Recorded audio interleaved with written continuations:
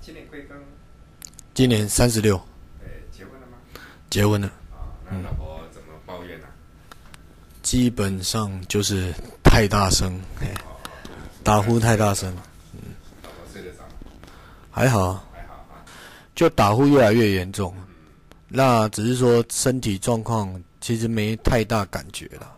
对。那这个血压还好？血压基本上是一般遗传性高血压。有高血压？对，没有。多高130几吧。那个舒张压90，对，90几折。医生说不用吃药。对啊。那你那脂肪肝？有一点，就前年去做了一个那个全身健康检查，没有，他有说我有脂肪肝的状况。对。有没有写轻度还是重度？没有，只超标一点点啊，应该是对。胆固醇跟三酸甘油脂有没有偏高？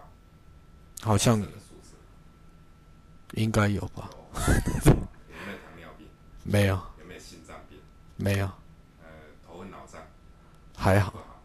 记性应该算有一点。有一点退化。头痛跟腰酸背痛？头痛还好，腰酸背痛会。会鼻塞吗？鼻塞会，慢性鼻炎。那爸爸跟妈妈会打呼吗？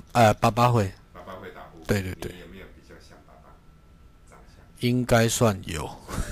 那你小孩子几岁？现在7个月。7个月。对。刚7个月而已。对。不会打呼吧？